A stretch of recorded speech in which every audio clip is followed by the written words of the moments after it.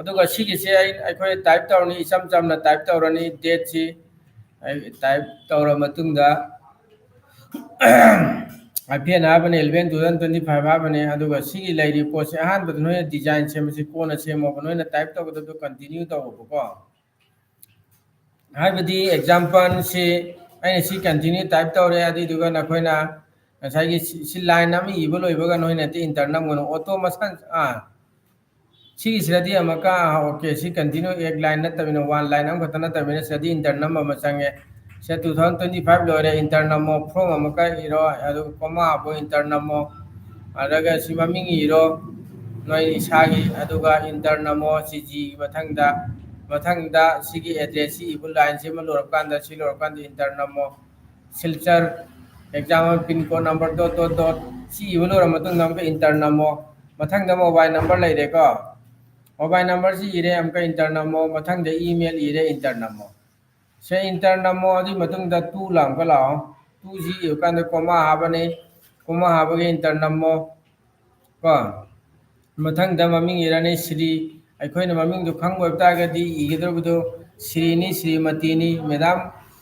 ओइरगना समना का madam main हाबती आते Shrimati hub तारे SMT को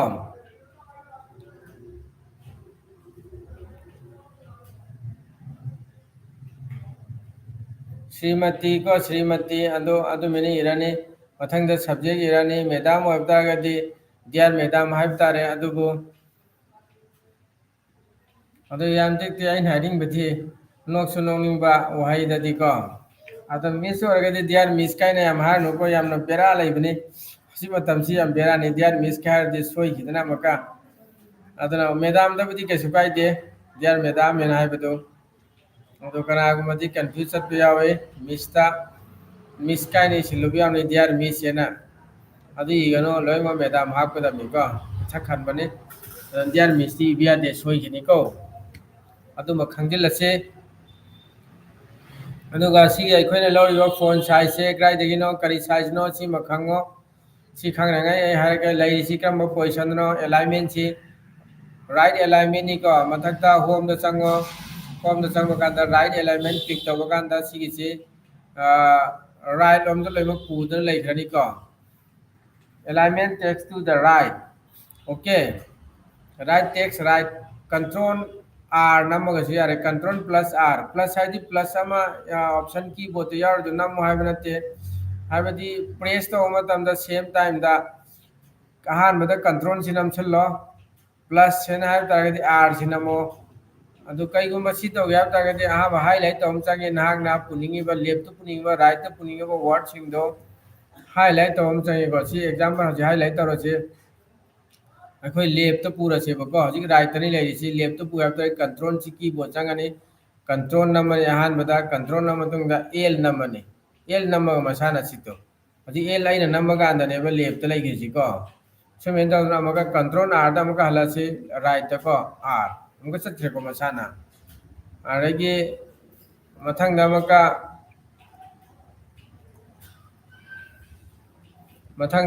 को मथंग दमका कंट्रोल ई लासे कंट्रोल ई हाब का सेंटर हाइ खे को सेंटर द लाइक है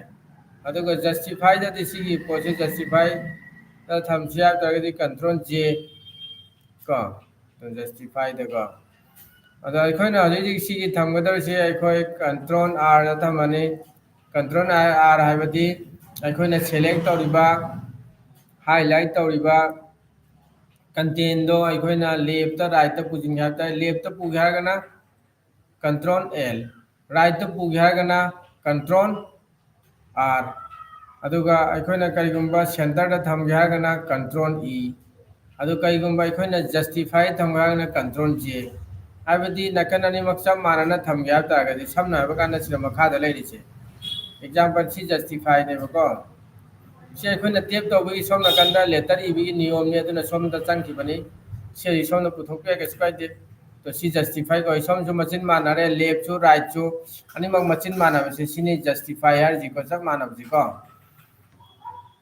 अदुना लेटर इबिगी नियम ने सी वन टेप तौरगा थंबको वन टेप टेम तंग तौगान सी मसाना I among the click or Matung the tape or Masana from that Graneva. So we turn the next paragraph the so she I among the click or any tapes in number can some can touch any. Simaramagda ball upangiko, ball upangise ꯑꯩꯈꯣꯏꯅ control B ꯅꯝꯒꯗꯧꯔꯤꯕꯀꯣ control B ꯅꯝꯃꯗꯤ ball ꯑꯣꯏꯔꯅꯤ ꯑꯗꯨꯒ control U ꯍꯥꯏꯔꯒꯅ underline line ꯆꯤꯡꯕꯗꯣ ꯁꯤ example ꯑꯩꯈꯣꯏ control U ꯂꯧꯔꯁꯤ control U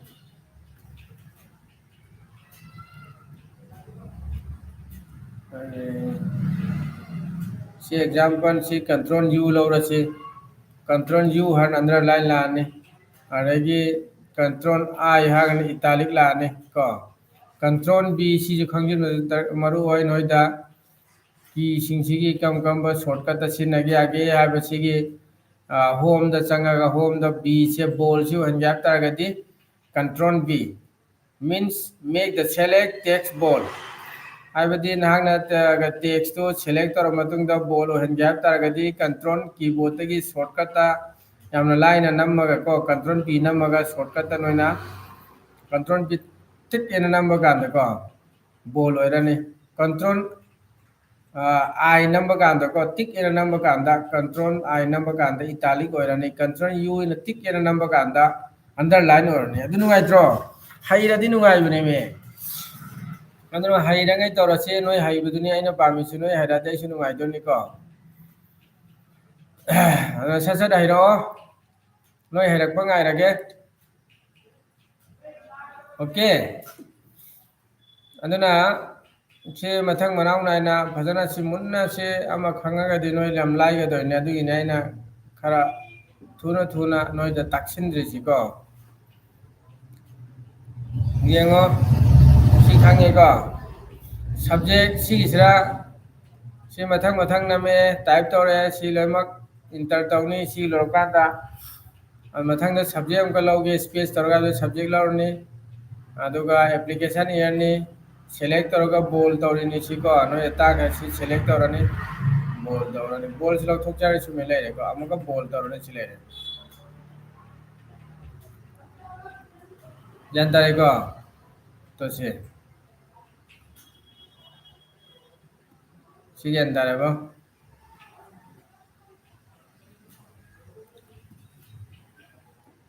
यारेको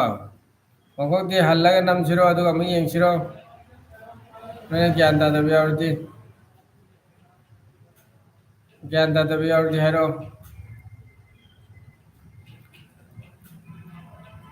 अदो ngasi aina tai singsin akhoi gi kana ba ngak tani ko application letter ama iba